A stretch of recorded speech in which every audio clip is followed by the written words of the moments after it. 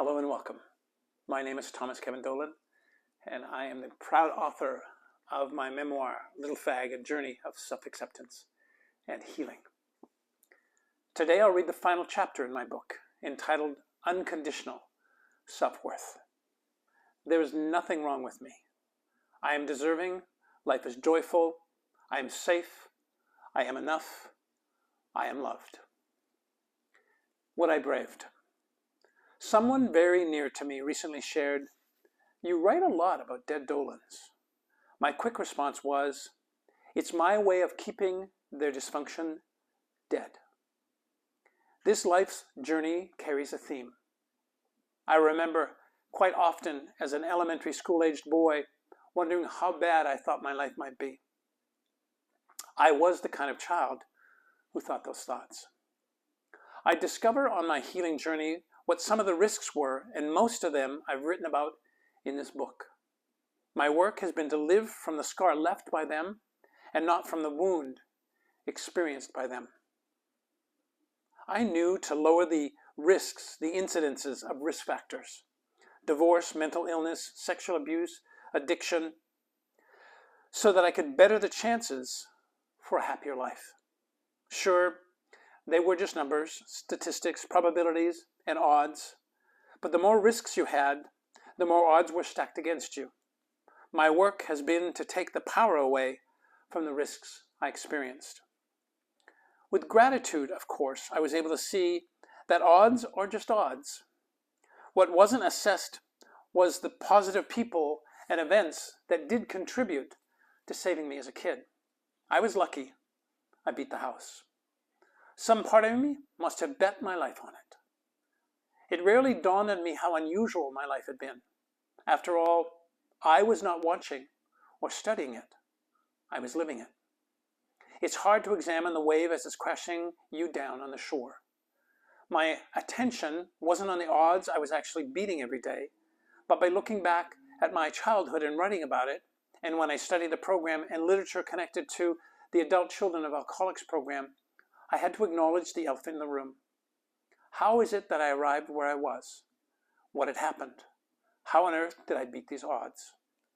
This book has allowed me to examine and share the favorable winds that allowed me to win the race rather than capsize.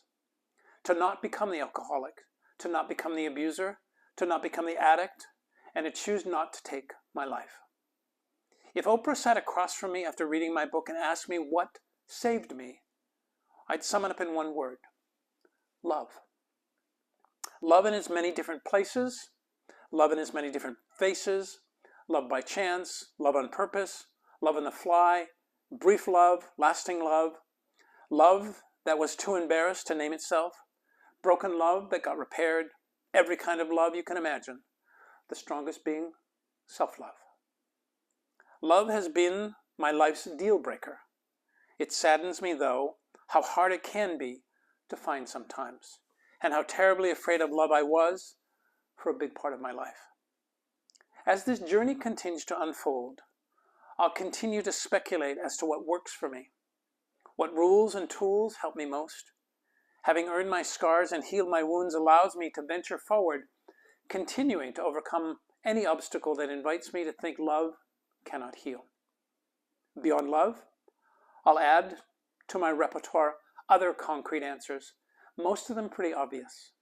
Value and grow with family, stay connected to friends that feed me, remind myself that forgiveness is key, walk slowly, be grateful, be brave, be vulnerable, speak truth to power, be curious as a child, ask more questions while seeking less answers, find comfort in not knowing, greet strangers with a gentle smile, give from abundance, ask, how can I support you?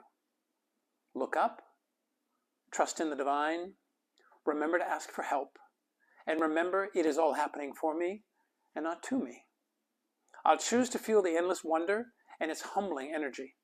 I'll enroll over and over in how mysterious and inexplicable the wondrous, happy outcomes can truly be. I'll partner with the unpredictable. I'll have it so it can't have me. What I braved by realizing how dumbfounding all of this life's experience has been for me has allowed every morsel of this out of the clear blue sky wonder to find me. From a place of marveling, I know I am loved. The unlearning. To everything I have ever lost, thank you for setting me free. From as early as I can remember, my nightmares most often consisted of being chased underwater by some type of shark. It seemed the sharks were always out to get me. Unpleasant and terrifying barely describes how these dreams made me feel. Most unsettling for me, particularly during my elementary school age days, was the thrashing I'd go through in an attempt to escape these menaces. I'd wake up completely drenched in sweat and always bunched up in a corner in my bunk bed. I'm surprised I never jumped off or fell off my bunk bed in order to hide or escape. I mentioned the nightmares once to my mom. Her response, less than empathetic, was, "Suck it up. There's no sharks in Calgary." Needless to say, I'd suffer in silence, at least while awake from that day forward. The frequency of being stalked in my dreams seemed to increase as I grew older. I did all I could to avoid any ocean television shows that might feature sharks. One mistake I made was seeing the movie Jaws the summer it was released. I told my two friends that that movie seemed really frightening and I wasn't interested in seeing it. Peer pressure got the best of me, and I succumbed to the notion of being liked or loved if I went to the movie. Huge mistake, but only for the next 2 decades or so of my life. There were times I'd mention this phobia, yet few people would really give me an opportunity to talk about it. Before I married my wife, I attempted to heal this fear by telling her about it. The dreams continued and were incessant. As much as they became commonplace for me, showing up about once a month, I'd always be on guard before closing my eyes to sleep. It made for a very unsettling routine. It was in 1988, after coming out, that the shark dreams disappeared. The relief of no longer being chased by sharks altered the quality of my sleep. I also noticed it decreased the anxiety I carried with me, and I no longer felt something was out to get me. When I reflect on the year I spent sitting on the island of Maui and essentially playing in the ocean nearly every day, it never occurred to me to be concerned about sharks. I would hear from a Kanaka and Kama'aina folks, people born in Hawaii, and people who lived on the island, being bitten by sharks, but it never seemed to affect my ability to get in the water.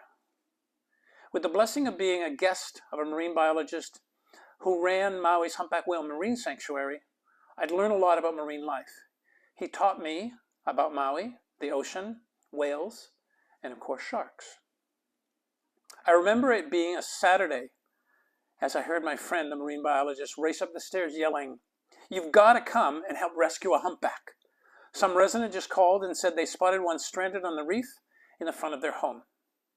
Well, what immediately transpired in my imagination was a scene I watched as a young adult out of a television show called The Undersea World of Jacques Cousteau.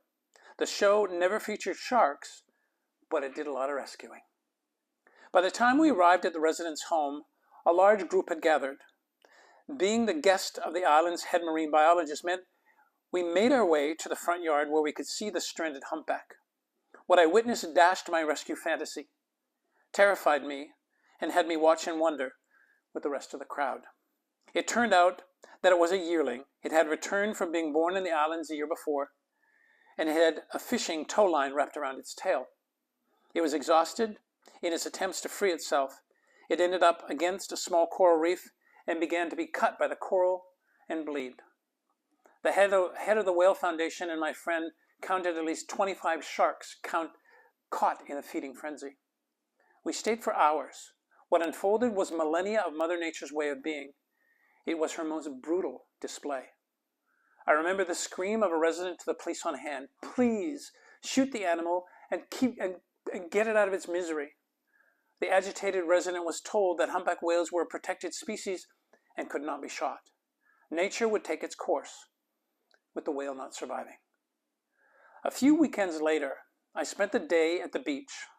I was about 10 meters from shore and turned to see a local resident waving his arms and yelling something. I couldn't hear what he was saying because of the crashing waves. A number of swimmers began rushing by me, and one said, "He spotted a shark, and you better make your way to shore." I distinctly remembered not feeling panicked. After moving towards shore, covering maybe 5 meters, I could now touch bottom. I stood motionless for a moment. As I turned backwards towards the expanse of the ocean, I remember seeing what looked like a gray torpedo stealthily moving in the water. It was perhaps a few meters in front of me.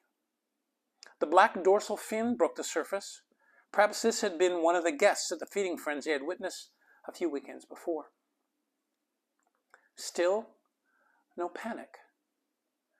After the black tip glided away, I turned and walked out of the water and sat on the beach. I chose to not go in the water over the next few days, but was reminded by locals that we are the guests in the shark's living room. They're here all the time. A few days later, I returned to the beach and ended up meeting a lovely man from Santa Monica. He was a psychologist with a specialty in dream interpretation. I asked him if I could share my experience with my shark dreams that I'd had until choosing to come out. He was very gracious in listening. After covering the length of my life with shark dreams and adding the humpback whale shark frenzy and being in the water with a black-tipped shark, he asked if I'd be open to a few suggestions. I was quick to say yes. Sharks are powerful predators. You get that? He asked. My head nodded. He continued. Have you considered that your dreams may be related to anger or fierceness? I admitted to him that I hadn't thought of that. He went on to say, seeing a shark can be connected to your own ruthless behavior and anger. He added, the fact that you'd have these sharks circling you could also mean a very difficult issue was present for you. That comment hit home with what seemed like a lifetime of living in the closet. I knew the dreams were a reflection of something happening in my life, my real life, but it wasn't important to look for any special interpretation. But I wanted his professional opinion. He would close the conversation with a question. The answer would alter the course of my life. What do you think the presence of a shark in your dreams as a closeted gay boy and man meant for all of those years? I remember gazing into his blue eyes and shrugging. It's never made sense to me. He was quick to respond, and like any good therapist, he asked, may I share my interpretation? I surprised myself by not hesitating and said, sure, I'd be relieved by what you think. The shark never got you. It disappeared when you came out. Does it make sense when I say you might have been the shark all along? Breath disappeared from my lungs. I couldn't breathe. I asked, you mean for my entire life, I was out to get myself. I was hunting my authentic self. I was the fucking shark? He took my hand, looked deeply into my eyes and said, living a life of feeling powerless and at times feeling endangered makes all the sense in the world that a part of you would become the planet's fiercest hunter. In your case, you hunted for your truth. Notice that when you found your truth by coming out, you no longer needed the hunter. The unlearning for me, spanning my lifetime, consisted mainly of hunting for my truth. Today, I'm graced with being able to focus on knowing my truth, sharing it with the world, and living from my scars and not my wounds. I've learned in my lifetime that the magic is in the mess. It has been up to me from the very beginning to write the ending to my life by adapting. Where I've landed, this place of destiny has taken immense faith. I know that the life I've chosen to live matters to a lot of people I love, and most assuredly, it now matters to me. Wow. I have read an entire book in this format, this final chapter. And when I began to think of how I would close the book, I had no idea that this story about the shark would come through me. And of course, you can tell that I had no idea what the shark was about.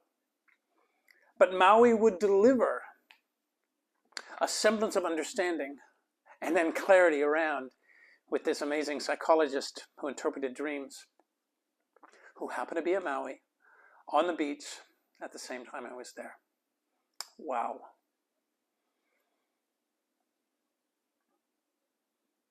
It took me a long time to think that I could be a shark. And I think the reason I didn't think I could be a shark was tied into the world saying to me, right, as a gay person, that you lacked masculinity. And of course, I would attribute that energy, right, to a shark. And how could I be a shark? Granted, I'm not going to bullshit you and say I ever thought I was the shark. I never thought I was a shark. Although now I completely understand how I could be the shark. With all my ways of being, right, with my power of seduction, with my ability to move stealthily when closeted through the world. Oh yeah, I was the world's fiercest predator. And yet I had no idea who I was hunting. I had no idea I was hunting my authenticity. I had no idea I was hunting my desire to say to the world, this is who I am. Right? I'm a gay man. I'm a queer person. No, I had no idea. I think if I had the fierceness of a shark and I knew that and I could use that, it probably wouldn't have taken me 29 years to come out. It might have been that I wouldn't have gotten married. And yet, I did all of that. And I'm completely okay with all of that. So to this day, I'm not on the lookout for sharks in the water. If I'm looking for anything in the water, it's Honu, the green turtle, right, that I have tattooed on my right calf. It seems to be the amakua, right? In Hawaiian culture, amakua is similar to in indigenous culture in North America of a totem.